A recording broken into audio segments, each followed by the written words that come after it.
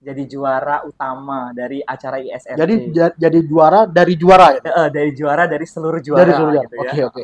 Itu Pali yang menang. Iya, itu Pali yang menang. Yang luar biasa lagi, Hmm. Kabupaten Pali dengan keterbatasan itu Hmm. ternyata bisa mengalahkan sekolah-sekolah luar biasa di Ya, Indonesia gitu ya. Itu yang menjadi shock gitu ya. ada sesuatu pasti yang membuat kenapa dari empat-empatnya yang masuk, empat yang didaftarkan, empat yang masuk final mungkin ya, Mm-mm. dan empat-empatnya juga menjuarai di situ. Apa nih rahasianya? Kami konsisten melakukan pembimbingan bersama anak dan anak kooperatif. Ketika dibimbing mereka menyelesaikan sesuai dengan timeline yang sudah kami berikan. Hasil dari visa tadi, karena Pak Dirga sudah ngomongkan tentang literasi, membaca dan menulis, ada hal yang mungkin perlu kita cermati dan menjadi ini ya, menjadi perhatian bersama. Hanya 25, berapa persen siswa Indonesia itu yang memiliki kemampuan membaca. Jadi 75%-nya tidak memiliki kemampuan membaca. Bukan buta huruf. Iya, benar. Bukan buta huruf, tapi memahami apa yang dibaca, memahami dan bisa menjelaskan apa yang dibaca. Nah, hal ini berbeda sekali dengan negara-negara maju yang nilainya mungkin di atas 70%-an dari hasil penilaian itu ya Pak ya. Harusnya soalnya itu disesuaikan dengan ANBK, Asesmen Nasional Berbasis Komputer yang sudah diluncurkan pemerintah. Nah, ini tugasnya guru. Kemudian guru yang mencoba menyederhanakan bahasa dari jurnal tersebut menjadi satu topik bahasan yang sederhana tapi menarik.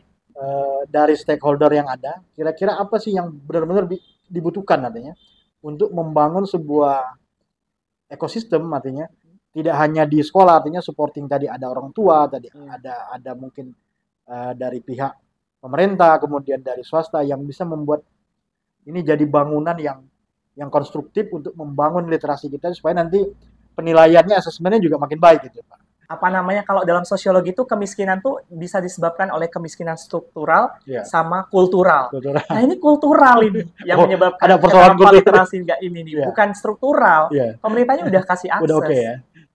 Kulturalnya, budaya gurunya yang menggerakkan ini yang sulit Kak di situ Kak. Kalau dulu guru adalah sumber informasi utama. Benar. But now nggak gitu lagi. Iya, nggak itu lagi sekarang. Sumber informasi utama kayaknya Mbah Google sekarang ini. Guru memang begitu ya. Iya. Harus begitu ya Kak ya. Jadi turn pain to the power. Iya. Jadi mengubah rasa pahit menjadi kekuatan ya. Luar biasa. Mungkin kalau yang punya ini apa keinginan bisnis itu malah justru di keep ya. Iya, di keep. Guru harus melahirkan ketauladanan.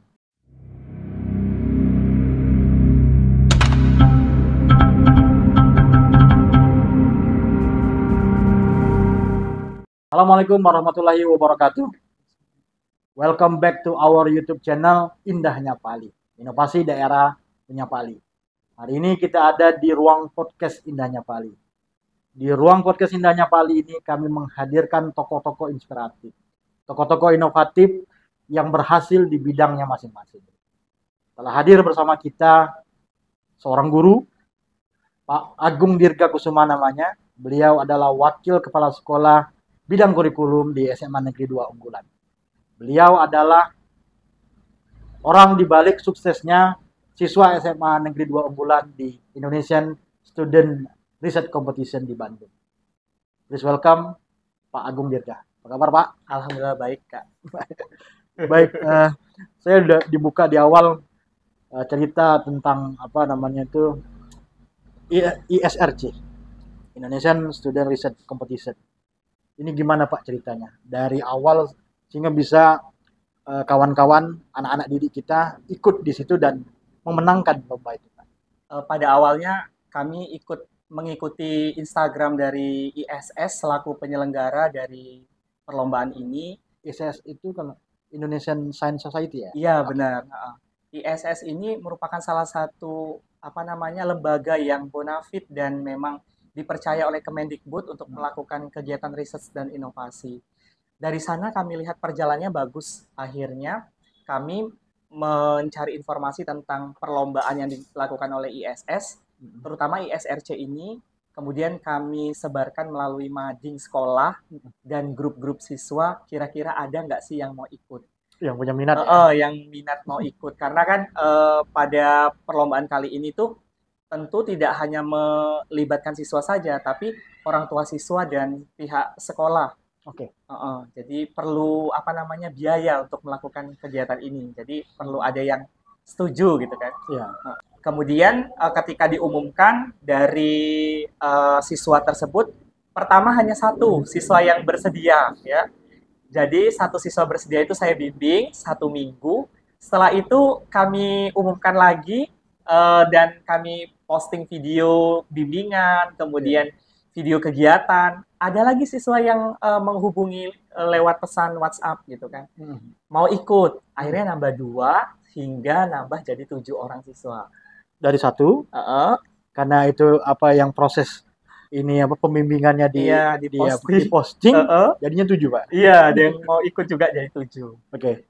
Dari 7 itu semuanya didaftarkan di kompetisi itu. Ya, semuanya didaftarkan. 7 ini tidak 7 inovasi dan riset yang kami daftarkan. Hanya 4. Ada 3 kelompok yang berdua dan 1 kelompok itu yang sendiri. Yang sendiri. Dari 4 kelompok, alhamdulillah seluruhnya lolos babak grand final dan melaju ke tahap nasional. Oke, sebelum kita ke sana, ini tadi sebenarnya ada kendala artinya ya di awal itu, karena akhirnya cuma 1 yang ikut di mading itu di biaya, artinya selama proses dari mulai pembimbingan sampai ikut lomba itu siapa yang mengeluarkan biayanya? Baik, karena proses kegiatan ini berbiaya ya Pak ya, biayanya tidak sedikit karena akan dilaksanakan di Kota Bandung. Registrasi, kemudian biaya penginapan, biaya akomodasi dan sebagainya. Jadi saya pertama menghubungi kepala sekolah dulu Pak. Apakah kepala sekolah ini bersedia? Karena kan takutnya nanti ini apakah ini pungutan dan sebagainya gitu ya. Setelah kepala sekolah setuju, kami menghubungi orang tua siswa yang tadi bersedia anaknya. Kami ajak duduk bersama di sekolah dan membaca proposal lomba. Ketika mereka menyanggupi, oh ada biaya yang dikeluarkan, ternyata nambah lagi biaya membuat produk gitu kan, satu lagi ya yang tidak sedikit gitu ya. Akhirnya orang tuanya support, ternyata ada orang tua yang support. Bahkan ketika pendampingan itu kan dalam kurun waktu seminggu itu 3 hari di rumah saya, 3 hari di rumah siswa tersebut. Ibu dan bapaknya memfasilitasi bimbingan tersebut gitu kan. Kami posting lah di media sosial di status pribadi gitu ya. Oh ada pembimbingan dan sebagainya. Ternyata ada yang juga tertarik. Akhirnya kami undang juga ke sekolah melalui tahapan yang sama dan mereka bersedia Pak. Jadi ini lahir dari proses kolaboratif artinya. Iya benar. Antara sekolah, kemudian siswanya, orang tua juga. Iya betul. Orang tua nih jadi sponsor utama. Benar. Kalau nggak ada mereka nggak bisa. Nggak bisa juga. Ya artinya lingkungan kita terutama di orang tua siswa juga memberikan ini ya support, dan mungkin juga jadi kebanggaan tersendiri ketika anaknya ikut kompetisi yang skalanya nasional dan alhamdulillah ini memenangkan ya, semuanya dapat juara. Kalau boleh tahu apa saja yang diikuti, bidang-bidangnya dan apa yang dijuarai di situ? Kalau bidang-bidangnya kami ikut di 3 bidang. Yang pertama bidang humaniora dan ilmu sosial BHIS, itu yang dapat grand winner. Jadi juara utama dari acara ISRT. Jadi juara dari juara ya? Dari juara dari seluruh juara. Dari seluruh juara. Gitu ya. Oke. Itu Pali yang menang? Iya, itu Pali yang menang. Kami juga nggak nyangka, anaknya juga nggak ekspektasinya sampai ke situ. Malah ketika pengumuman tuh Kak, diem lama sekali, dipanggil berkali-kali, sampai didorong sama temannya, baru mereka sadar bahwa mereka tuh ada juaranya gitu ya. Luar biasa. Ya. Pengalaman yang benar-benar menarik gitu ya, amazing. Jadi ekspektasi mungkin ya melihat dari sistem kompetisi yang mungkin luar biasa. Benar-benar luar biasa. Tadi ada satu bidang humaniora dan ilmu sosial. Kemudian kami ikut dua tim di bidang sains dan aplikasi. Sains dan aplikasi ya. Itu dua-duanya mendapat medali perak. Kemudian satu lagi di bidang teknologi dan rekayasa. PTR ini juga mendapat medali perak. Jadi semuanya dapat perak, ada emas dan ada juara grand winner. Iya. Yang luar biasa lagi Kabupaten Pali dengan keterbatasan itu ternyata bisa mengalahkan sekolah-sekolah luar biasa di Ya, Indonesia gitu ya. Itu yang menjadi shock gitu ya. Apalagi waktu penyebutan Grand Winner masih ada sekolah-sekolah bagus dari Provinsi Jakarta, DKI Jakarta, Jawa Barat yang belum dipanggil gitu kan, ya, Jawa Tengah, DIY. Ah, udah sudah nak, kayaknya nggak dapet satu nih kita, yang tiga ya, udah dapet, satu belum dapet. ya. Tapi ternyata yang Dipanggil. satu tuh Pali. Anak tuh sampai luar biasa, sempat menangis anak-anak ya mendengarkan pengumuman itu, nggak menyangka. Sampai Terharu hari ya. ini juga belum, masih berpikir kayaknya nggak mungkin gitu Kayak ya. masih dalam mimpi ya. Iya, Tapi benar-benar ini nyata dan kejadian ini, ya. Oke, ada sesuatu pasti yang membuat kenapa dari empat-empatnya yang masuk, empat yang daftarkan, empat yang masuk final mungkin ya, dan empat-empatnya juga menjuarai di situ. Apa nih rahasianya? Yang pertama sih tanggung jawab moral, Pak. Oke. Ketika saya sebagai guru pembimbing membawa 7 orang siswa, dalam pikiran saya kalau yang menang cuma satu, masih alhamdulillah, Kak. Ya. Tapi kalau yang menang 2 atau 3 dan satunya tidak, ini akan menjadi pertanyaan bagi orang tuanya, kok kenapa anakku nggak menang? Ya. Jadi saya selaku guru pembimbing ikut berkolaborasi, ngajak rekan sejawat juga untuk menjadi reviewer. Supaya proposal hasil penelitian yang dikirimkan oleh siswa ini benar-benar maksimal dan semuanya bisa menjadi juara. Itu yang pertama. Yang kedua itu yang menjadi kunci adalah kami konsisten melakukan pembimbingan bersama anak, dan anak kooperatif. Ketika dibimbing mereka menyelesaikan sesuai dengan timeline yang sudah kami berikan. Iya. Itu, Pak. Ada dua hal itu ya. Pertama tanggung jawab moral, dan kedua konsistensi ya. Iya. Karena konsisten ini butuh dedikasi ya. Iya benar. Butuh Sampai dedikasi. jam 12 malam loh, Pak, di rumah salah satu siswa. Iya. Kami bimbingan, terus saya mengantarkan mereka pulang satu-satu gitu ya. Iya. Kemudian juga di lain hari juga di rumah siswa berikutnya. Oke. Sampai malam hari gitu Iya. kan, sampai jam-jam 12, jam 1 malam. Iya. Yang bikin bangganya orang tuanya juga ikut andil, duduk bersama dan memberikan ide sumbangsi saran. Oke. Itu luar biasa. Ya memang konsistensi hadir dari dedikasi dan pengorbanan ya. Dan apa ya? Ini kan kalau kita ibarat kita perjalanan, ini kan bukan perjalanan yang datar atau menurun, ini perjalanan yang menaiki ya. Tapi yakin perjalanan yang menanjak inilah yang membawa kita ke puncak ya. Itulah yang terjadi di dalam proses ICRC ini. Oke, saya melihat ini kan tidak serta-merta muncul, Pak. Kenapa bisa memenangkan lomba nasional yang demikian bonafit ini? Artinya ada lingkungan yang dibangun, dimulai dari anak-anak sendiri, dari orang tuanya dan segala macam. Ekosistem yang dibangun, riset dan inovasi berarti memang dilakukan di SMA 2. Iya. Boleh tahu nih, sebelum penjaringan pasti kan ada hal-hal yang dilakukan dulu nih. Sampai akhirnya ketemu nih, ada 7 orang anak dengan 4 ide riset itu menjadi juara. Boleh cerita, Pak? Pertama adalah kegelisahan kita melihat bahwa skor rapot pendidikan sekolah menurun, terutama di literasi bahasa dan numerasi. Kemudian melihat itu, manajemen sekolah langsung mengadakan rapat, mencari akar permasalahan, penyebab masalah ini apa sih? Oh, ternyata rendahnya tingkat pemahaman membaca dan menulis siswa. Jadi kami melalui Kepala SMA Negeri 2 Ulan Talang UBI membuat tim inovasi dan riset di sekolah. Jadi teman-teman juga menyambut itu dengan baik. Akhirnya muncullah ide untuk membuat program sekolah riset dan inovasi. Itu awalnya. Kemudian Kepala SMA Negeri 2 itu membuat SK, surat keputusan, membuat tim. Ada yang menjadi penanggung jawab, kemudian ahlinya gitu yang akan membimbing. Kemudian kegiatan-kegiatan pendampingan dan sebagainya.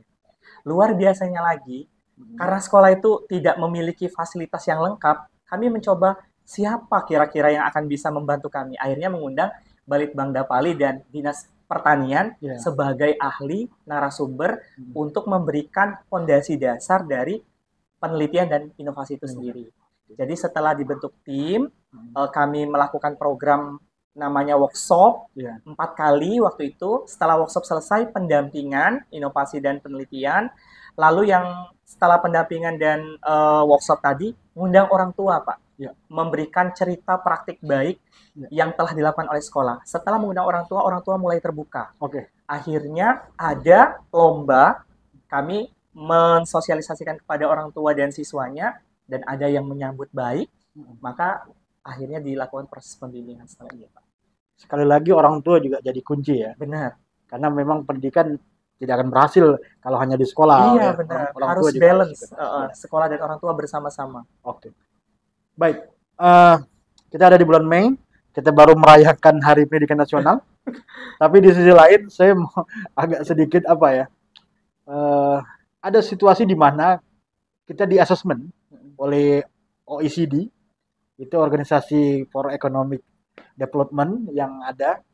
Indonesia ada salah satu negara yang ada di situ, namanya PISA, Program for International Student Assessment.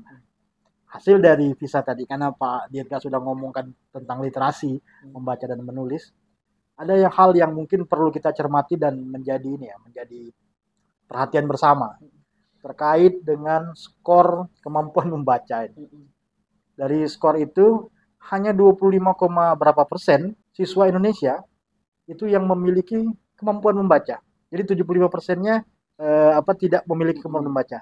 Bukan buta huruf. Iya, benar. Bukan buta huruf, tapi memahami apa yang dibaca, memahami dan bisa menjelaskan apa yang dibaca.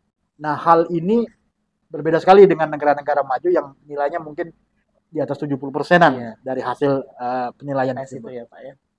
Pak Dirga sendiri nih, punya nggak pengalaman nih melihat kondisi kita, kondisi pelajar-pelajar kita, siswa-siswa kita terkait dengan kemampuan membaca, dan kira-kira apa sih yang membuat kenapa hal ini bisa terjadi di Indonesia? Ini cukup menarik karena kebetulan saya di sekolah sebagai wakil kepala sekolah bidang kurikulum.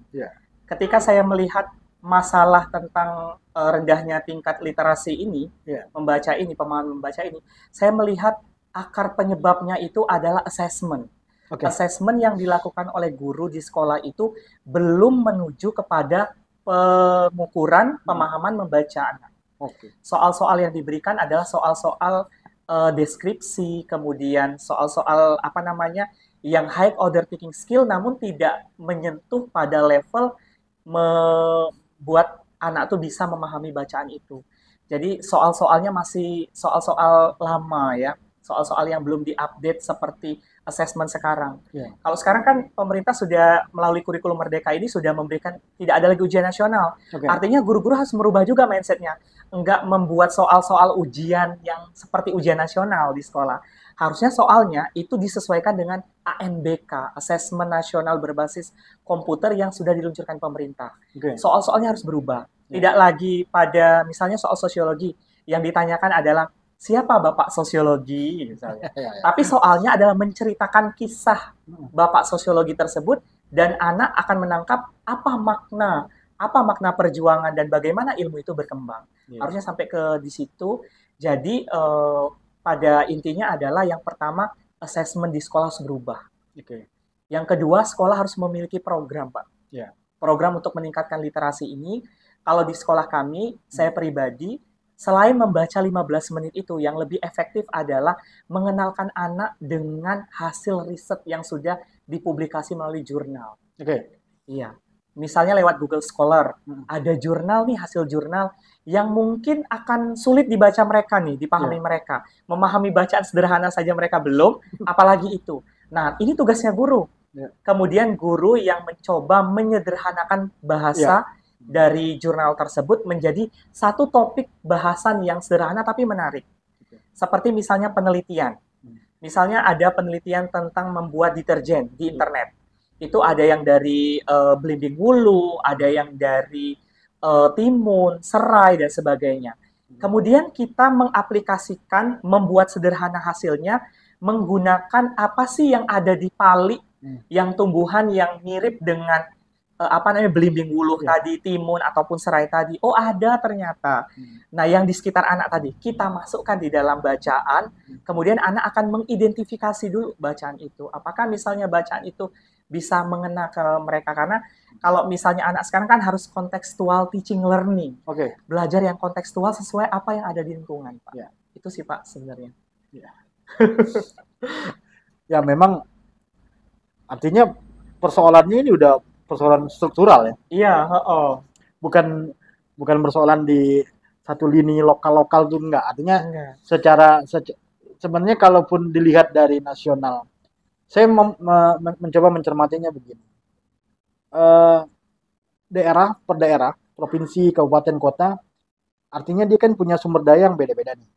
Baik gurunya, tenaga pendidiknya, siswanya, dan bahkan di lingkungannya tadi. Nah, kadangkala hal ini yang apa namanya tuh yang membangun ya, latar belakang ini yang membangun pemahaman terhadap tadi literasi dan segala macam. Pak Dirga sendiri melihatnya di Kabupaten Pali ini seberapa baik sih kita, artinya dari lingkungan yang ada ini, dari stakeholder yang ada, kira-kira apa sih yang benar-benar dibutuhkan artinya untuk membangun sebuah ekosistem, artinya tidak hanya di sekolah, artinya supporting tadi ada orang tua, tadi ada mungkin dari pihak pemerintah, kemudian dari swasta yang bisa membuat ini jadi bangunan yang konstruktif untuk membangun literasi kita supaya nanti penilaiannya, asesmennya juga makin baik gitu, Pak. Saya setuju dengan kata kolaboratif tadi, Pak ya. Ketika orang tua, sekolah, pemerintah daerah itu bekerja sama untuk meningkatkan hasil literasi siswa ini. Kalau melihat dari segi yang pertama yang pemerintah, kalau pemerintah pusat itu melalui Kemendikbud itu sudah meluncurkan PMM yang bisa diakses guru di mana saja, kapan saja, dengan siapa saja. Artinya yang membuat pertama kali ini motor penggeraknya, agent of change-nya guru ini harus menggerakkan hatinya, dirinya, kesadaran penuhnya untuk mengakses informasi itu. Sebenarnya seluruhnya udah disediakan. Tinggal bagaimana seorang guru tadi memiliki kesadaran penuh untuk mengakses itu. Pemerintah sudah memberikan. Yang kedua, pemerintah daerah. Pemerintah daerah ini kalau melihat di Kabupaten Pali ini, untuk dinas pendidikannya ini sudah baik menurut saya. Ketika mereka sudah mengajak guru-guru untuk bergerak bersama, memajukan pendidikan ini melalui kegiatan-kegiatan yang mereka lakukan, seperti workshop, berbagi cerita praktik baik, kemudian mengundang guru-guru, termasuk Balitbangda sebagai bagian dari pemerintah daerah sudah memberikan ruang yang cukup untuk Dewan Guru ini. Nah, yang menjadi masalahnya lagi ini adalah pemahaman guru tadi sih, Kak, sebenarnya. Yang tidak sama tadi. Sebenarnya bisa disamakan ketika mereka semua didorong untuk mengakses pelatihan-pelatihan mandiri yang telah diluncurkan pemerintah. Sebenarnya, kalau dulu kan yang diundang ke Jakarta itu hanya satu guru untuk pelatihan. Ketika mereka berbagi itu terbatas. Nah, sekarang ruang pelatihan yang ada di Jakarta itu dimasukkan dalam ruang virtual dan semua guru bisa mengikuti. Bisa akses itu ya. Namun, lagi-lagi, apa namanya, kalau dalam sosiologi itu kemiskinan tuh bisa disebabkan oleh kemiskinan struktural sama kultural. Nah, ini kultural ini yang menyebabkan ada persoalan literasi nggak ini nih, bukan struktural. Pemerintahnya udah kasih akses. Udah ya. Kulturalnya, budaya gurunya yang menggerakkan ini yang sulit, Kak, di situ, Kak. Baik. Saya highlight itu. Ada persoalan kultur, yang memang kultur dibangun dari lama ya. Ada proses yang bertahun-tahun sehingga itu membudaya menjadi sesuatu yang dipahami bersama, menjadi sebuah pembenaran nantinya. Oke lah, selama ini begini loh. tidak begitu gitu kan. Padahal kita tahu bahwa dinamika di dalam dunia pendidikan sangat luar biasa. Transformasinya juga sekarang juga sudah sangat masif. Beda sekali dengan zaman saya dulu mungkin sekolah. Ya, ada perubahan signifikan. Pertama begini. Kalau dulu guru adalah sumber informasi utama. Benar. But now is nggak gitu lagi. Iya, kayak itu lagi sekarang. Sumber informasi utama kayaknya Mbah Google sekarang ini. Orang semuanya kalau ada persoalan yang tidak bisa diselesaikan, search-nya di Google. Artinya guru sudah punya peran lain. Benar. Bukan menjadi satu-satunya sumber informasi. Tapi dia menjadi tadi artinya bagaimana dia mendampingi, bagaimana dia menggerakkan dan mengakselerasi pembelajaran. Nah, ini proses ini seperti apa, Pak? Dari pengalaman Pak Dirga sendiri. Saya setuju apa yang disampaikan tadi bahwa guru bukan menjadi sumber utama lagi sekarang. Guru bergeser menjadi fasilitator bagi anak untuk mendampingi mereka, mendidik, menuntun mereka supaya laku positif mereka tuh menebal gitu, Pak. Kalau pengalaman pribadi, Yang pertama adalah pendekatan interpersonal, Pak. Oke. Saya tidak bisa lagi melakukan pendekatan kepada siswa seperti zaman dulu ketika Iya, saya menjadi seorang siswa. iya, Sangat berbeda sekali. Ketika mendekati anak-anak sekarang, Pak, jadi saya harus bikin akun game untuk main bersama iya, mereka. iya, Kemudian yang kedua, ikut membuat konten-konten iya. media Media sosial sosial ya. kayak ikut tren mereka. Iya, Namun dalam batasan-batasan norma budaya ketimuran. oke. Itu kemudian yang kedua adalah setelah mendekati mereka, saya mulai memberikan perhatian lebih kepada mereka.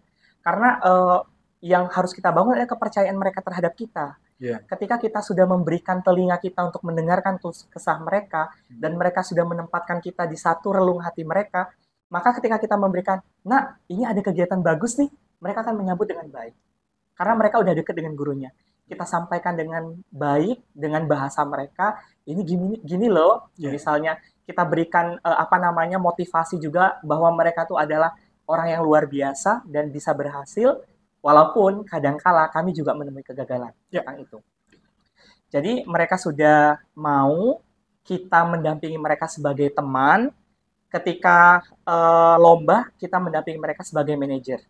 Jadi ada 5 posisi kontrol seorang guru, yang paling bagus itu adalah manajer. Hmm. Tapi saya tidak selalu menjadi manajer bagi siswa. Kadang menjadi teman mereka itu juga penting Ya. ketika menjalani proses ini. Ketika lomba saja menjadi manajernya, namun ketika membuat produk, ikut penelitian dan sebagainya, saya harus menjadi teman mereka. Bahkan ada kata-kata nih dari mereka tuh, "Pak, coba kalau Bapak yang melok lomba, Cak Mano rasanya kami stres Pak gitu ya. Ini gimana Pak gitu ya. Akhirnya itulah Pak kenapa saya ikut lomba yang diadakan Balitbangda pertama kali. Karena saya dituntut oleh siswa untuk merasakan apa yang mereka rasakan ketika membuat itu. Oh ternyata benar.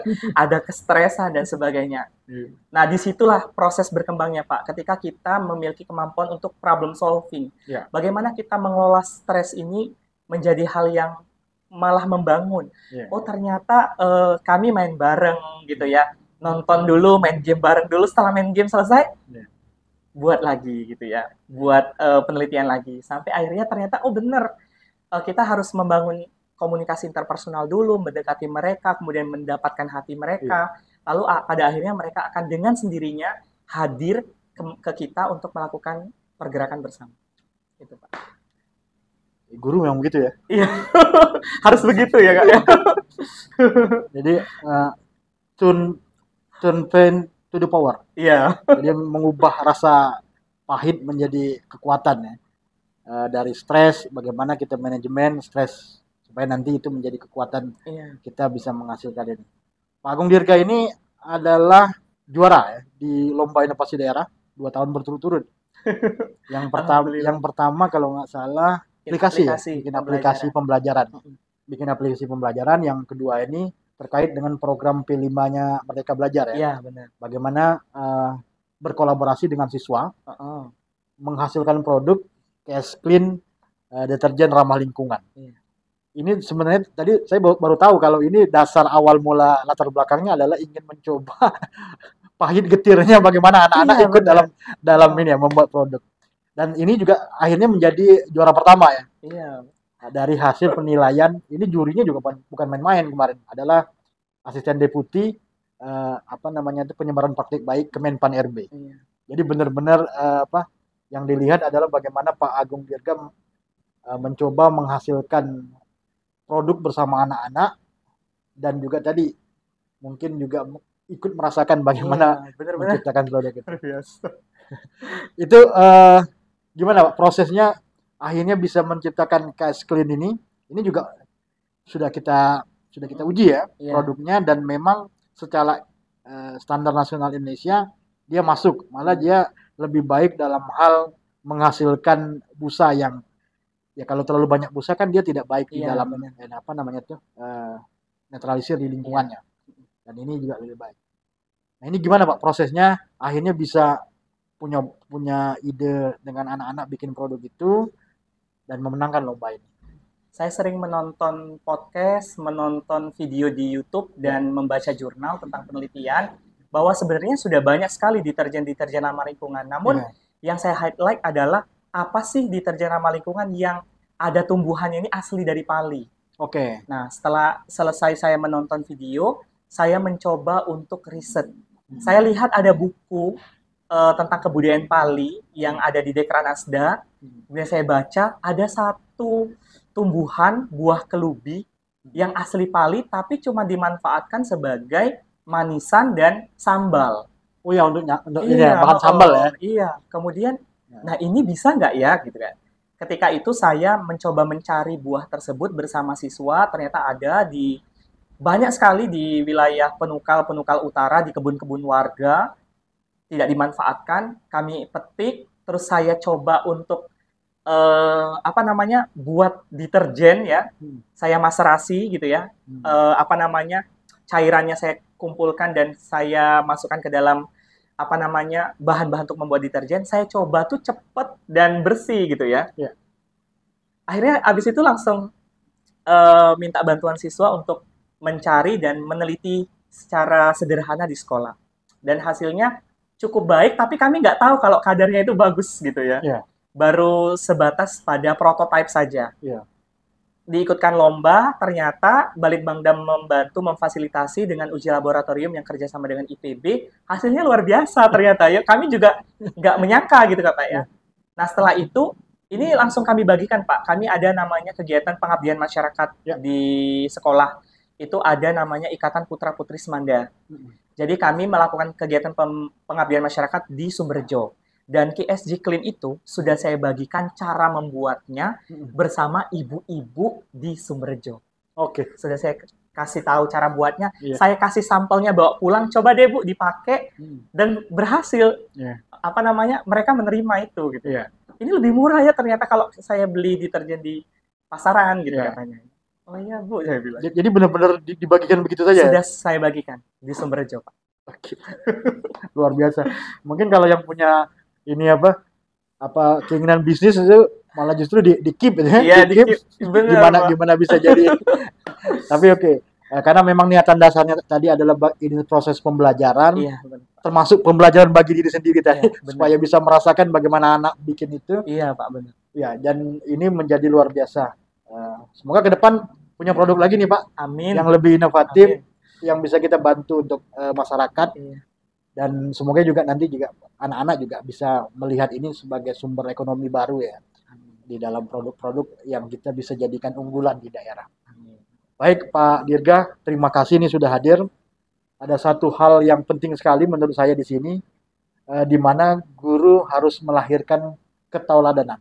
Ini apa yang dilakukan dari sepanjang cerita kita tadi, bahwa Pak Agung Dirga tidak hanya berusaha untuk memberikan satu pembelajaran, tapi juga bagaimana merasakan menjadi siswa, terutama untuk program P5 tadi menghasilkan produk kewirausahaan yang bermanfaat, dan ini akhirnya menjadi apa ya?